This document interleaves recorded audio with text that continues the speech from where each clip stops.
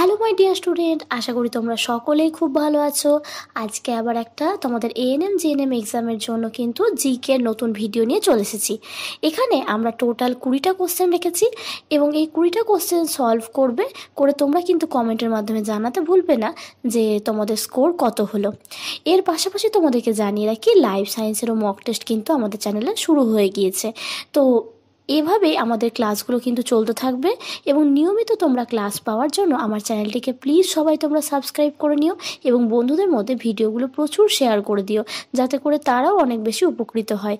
তো আমাদের এই চ্যানেলে এখন আপাতত জিকে এবং লাইফ সায়েন্সের ক্লাস শুরু হলেও পরবর্তী সময়ে কিন্তু আমরা ম্যাথ ক্লাস এবং রিজনিং ক্লাসগুলোকেও কিন্তু শুরু করে দেব খুব শীঘ্রই, এবং সেটা কমিউনিটি পোস্টে জানিয়ে দেবো যে কবে থেকে কোন ক্লাসগুলো কোন টাইমে চলবে। তো চলো আজকে আমরা দেরি না করে আমাদের জিকের যে কোশ্চেনগুলো রয়েছে সেই কোশ্চেনগুলোকে একে একে দেখে নিই। এবার দেখো যে আমাদের প্রথম কোশ্চেন যেটা দেওয়া হয়েছে কি, যে পৃথিবীর সবথেকে কাছের গ্রহ কোনটি। তো তোমরা প্রত্যেকেই জানো যে পৃথিবীর সবথেকে কাছের গ্রহের নাম হচ্ছে কি বুধ। এরপর আমরা নেক্সট হচ্ছে কি আমাদের দ্বিতীয় কোশ্চেন, চলো দেখে নেওয়া যাক। দেখো বলা হয়েছে সৌরজগতের উষ্ণতম গ্রহের নাম কি, বুধ, বৃহস্পতি, শুক্র নাকি মঙ্গল। তো আমাদের দুয়ের অ্যান্সারটি হয়ে যাবে হচ্ছে কি শুক্র হচ্ছে সৌরজগতের উষ্ণতম গ্রহ। তারপর থার্ড নম্বর কোশ্চেনে দেখো বলা হয়েছে পৃথিবীর শীতলতম গ্রহ কোনটি, বুধ, বৃহস্পতি, নেপচুন নাকি হচ্ছে শুক্র। তো এখানে অ্যান্সার হয়ে যাবে পৃথিবীর শীতলতম গ্রহ হচ্ছে কি নেপচুন। তারপর আমরা চলো 4 নম্বর কোশ্চেনটি দেখে নিই। দেখো বলা হয়েছে লেডি উইথ দ্য ল্যাম্প নামে কাকে ডাকা হয়। অপশানগুলো দেখে নিই। দেখো বলা হয়েছে sister Nivedita, Florence Nightingale, queen Elizabeth নাকি প্রিন্সেস ডায়ানা। তো এখানে আমাদের ডি নম্বর প্রশ্নের উত্তরটি 4 নম্বর প্রশ্নের উত্তরটি হয়ে যাবে বি অ্যান্সার, ফ্লোরেন্স নাইটাঙ্গেল। তারপর আমরা দেখে নেব 5 নম্বর প্রশ্ন। দেখো বলা হয়েছে ভারতের প্রথম ভাইসরয় কে ছিলেন, Lord Clive, Lord Dalhousie, Lord Canning নাকি লর্ড কার্জন। তো এখানে আমাদের অ্যান্সার হয়ে যাবে 5এরটা, যে লর্ড ক্যানিং ছিলেন ভারতের প্রথম ভাইসরয়। এরপর চলো আমরা নেক্সট কোশ্চেন দেখে নিই 6 নম্বর প্রশ্নটি। 6 নম্বর প্রশ্নে দেখো বলা হচ্ছে পৃথিবীর বৃহত্তম নদীর নাম কি, অ্যামাজন, নীলনদ, গঙ্গা নাকি হচ্ছে ব্রহ্মপুত্র। তো এখানে আমাদের 6 নম্বর প্রশ্নের উত্তরটি হয়ে যাবে পৃথিবীর বৃহত্তম নদীর নাম হলো কি অ্যামাজন। তারপর চলো আমরা 7 নম্বর প্রশ্নটি দেখে নিই। দেখো বলা হয়েছে শশাঙ্ক এর রাজধানী কোথায় ছিল, রায়গড়, কনৌজ, কর্ণসুবর্ণ নাকি কোনোটিই নয়। তো তোমরা প্রত্যেকেই জানো এই অ্যান্সারটি, যে শশাঙ্কের রাজধানী ছিল হচ্ছে কর্ণসুবর্ণ। তারপর 8 নম্বর প্রশ্নটি চলো দেখে নেওয়া যাক, যে ফতেপুর সিক্রি কে প্রতিষ্ঠা করেন, বাবর, আকবর, শেরশাহ নাকি শাহজাহান। তো 8 নম্বর প্রশ্নের উত্তরটি হয়ে যাবে ফতেপুর সিক্রি আকবর প্রতিষ্ঠা করেছিলেন।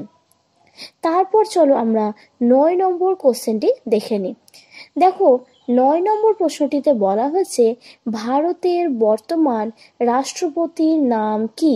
তো ভারতের বর্তমান রাষ্ট্রপতির নাম হচ্ছে কি, দেখো অপশানগুলোতে বলা হয়েছে দ্রৌপদী মুর্মু, প্রতিভা পাটিল, রামনাথ কোবিন্দ নাকি প্রণব মুখোপাধ্যায়। তো এখানে অ্যান্সার হয়ে যাবে ভারতের বর্তমান রাষ্ট্রপতির নাম হচ্ছে কি দ্রৌপদী মুর্মু।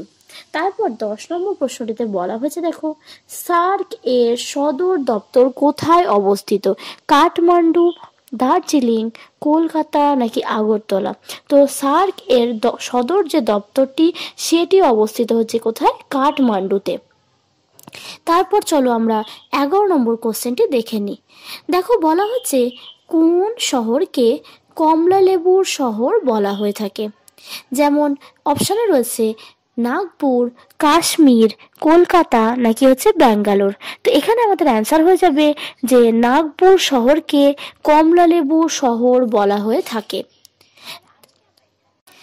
12 নম্বর প্রশ্নটি দেখো বলা হয়েছে ভারতের সবচেয়ে ছোট প্রতিবেশী দেশের নাম কি, দেখো অপশানে বলা হয়েছে মালদ্বীপ, চীন, বাংলাদেশ নাকি ভুটান। তো ভারতের সবচেয়ে ছোট প্রতিবেশী দেশের নাম হলো ভুটান এবং সবচেয়ে বড় প্রতিবেশী দেশের নাম কি হয়ে যাবে? চীন অ্যান্সার হয়ে যাবে। তারপর আমরা 13 নম্বর প্রশ্নটি দেখে নেব। দেখো বলা হয়েছে ভারতের সিটি অফ কোন শহরকে সিটি অফ জয় বলা হয়? যোধপুর, কলকাতা, শিলং নাকি দার্জিলিং। তো এখানে আমাদের 13 নম্বর প্রশ্নের উত্তরটি হয়ে যাবে ভারতের কলকাতা শহরকে সিটি অফ জয় বলা হয়। নেক্সট 14 নম্বর প্রশ্নটি রয়েছে, দেখো কবে জালিয়ানওয়ালাবাগে হত্যাকাণ্ড ঘটে? 1960, 1919, 1947 নাকি 1982। তো 14-র অ্যান্সারটি হয়ে যাবে যে এই হত্যাকাণ্ডটি 1919 সালের 13ই এপ্রিল কিন্তু ঘটনাটি ঘটেছিল। তারপর আমরা দেখে নেব 15 নম্বর প্রশ্ন। বলা হয়েছে ভারতের প্রধান খাদ্য কি? তো ভারতের প্রধান খাদ্য হচ্ছে কি? ধান। তারপর যে আমাদের দেখে নেব 16 নম্বর প্রশ্ন, যে প্রমোদ চৌধুরীর ছদ্মনাম কি?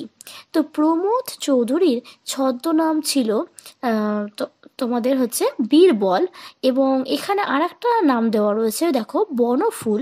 তো বনফুলটা হচ্ছে বলয়চাঁদ মুখোপাধ্যায়ের ছদ্মনাম ছিল। তাহলে আমাদের 16টি কোশ্চেন এখানে হয়ে গেল। এরপর চলো আমরা 17 নম্বর কোশ্চেনটি দেখে নিই। বলা হয়েছে কোন শহরটিকে নীরব শহর বলা হয়? প্যারিস, ওয়াশিংটন, লন্ডন নাকি রোম। তো 17 নম্বর অ্যান্সারটি হয়ে যাবে যে রোম শহরকে কিন্তু নীরব শহর বলা হয়ে থাকে। নেক্সট 18 নম্বর প্রশ্নটি আমরা চলো দেখে নিই। বলা হয়েছে দেখো কোন অঞ্চলকে ভারতের খনিজ ভাণ্ডার বলা হয়? ডিগবয় নাহার কাটিয়া অঞ্চলকে, বোম্বে হাই অঞ্চলকে, গোদাবরী উপত্যকা অঞ্চল নাকি ছোটনাগপুর মালভূমি অঞ্চল। তো এখানে বলে রাখা ভালো যে ছোটনাগপুর মালভূমি অঞ্চলকে ভারতের খনিজ ভাণ্ডার বলা হয়ে থাকে। এরপর আমরা দেখে নেব 18 নম্বর প্রশ্নে। দেখো বলা হয়েছে যে প্রজাতন্ত্র দিবস 2024 সালের থিম কী ছিল? অপশানগুলো দেখে নিই। দেখো বলা হয়েছে যে উন্নত ভারত, ভারত গণতন্ত্রের জননী নাকি এ ও বি উভয়, আর ডি অপশান রয়েছে জনগণের অংশগ্রহণ। তো এখানে আমাদের অ্যান্সার হয়ে যাবে দুটো, অর্থাৎ উন্নত ভারত এবং ভারত গণতন্ত্রের জননী। এই দুটো অপশানই কিন্তু এখানে সঠিক উত্তর। এরপর আমরা দেখব 19 নম্বর প্রশ্ন। দেখো বলা হয়েছে ভারতবর্ষের গণতন্ত্র স্থাপিত হয়েছিল কত সালে? 1950, 1947, 1949 নাকি 1919। তো এখানে অ্যান্সার হয়ে যাবে যে 1950 সালের 26শে জানুয়ারি ভারতবর্ষের গণতন্ত্র স্থাপিত হয়েছিল। নেক্সট 20 নম্বর কোশ্চেন, আর এটাই আমাদের কিন্তু লাস্ট কোশ্চেন আজকে। চলো দেখে নেওয়া যাক। বলা হয়েছে যে ভারতীয় সংবিধান কবে থেকে কার্যকর হয়? 1949, 1963, 1950 নাকি 1947। তো এখানে আমাদের অ্যান্সার হয়ে যাবে কি যে ভারতীয় সংবিধান 1950 সালের 26শে জানুয়ারি থেকে কার্যকরী হয়। তাহলে আমরা আজকে 20টি কোশ্চেন কিন্তু এই ভিডিওর মাধ্যমে সলভ করে নিলাম। তোমাদেরকে বলে রাখি যে আমাদের চ্যানেলে যে এএনএম জিএনএম রিলেটেড যত ধরনের ভিডিও রয়েছে, life science, GK, math, logical রিজনিংয়ের সমস্ত যে কোশ্চেনগুলো করানো হয়েছে সেই ভিডিওর প্লেলিস্টগুলো কিন্তু আমি এই ভিডিও ডেসক্রিপশান বক্সে দিয়ে রাখবো। তোমরা সেখান থেকে সেই ভিডিওগুলোকে কিন্তু চেক করে নেবে, এবং আমি বলবো যে সেই ভিডিওগুলো গত বছরের জন্য বানানো হলেও এই বছরের জন্য কিন্তু সমানভাবে কিন্তু গুরুত্বপূর্ণ। তাই সেই ভিডিওগুলো ভালো করে পড়ো, আর তোমাদের কোন ভিডিও কবে আসবে সেটা কিন্তু আমি কমিউনিটি পোস্টে আপডেট দিয়ে দেবো, সেইটা ভালো করে লক্ষ্য রেখো, তাহলেই হবে। তাহলে আজকে আমি এখানেই ভিডিওটি শেষ করলাম। তোমাদের যদি এই ভিডিওটি ভালো লেগে থাকে তাহলে প্লিজ সবাই চ্যানেলটিকে সাবস্ক্রাইব করে নেবে, বন্ধুদের মধ্যে ভিডিওগুলো শেয়ার করে দেবে। আর আজকে এখানে শেষ। থ্যাংক ইউ, ভালো থেকো সবাই।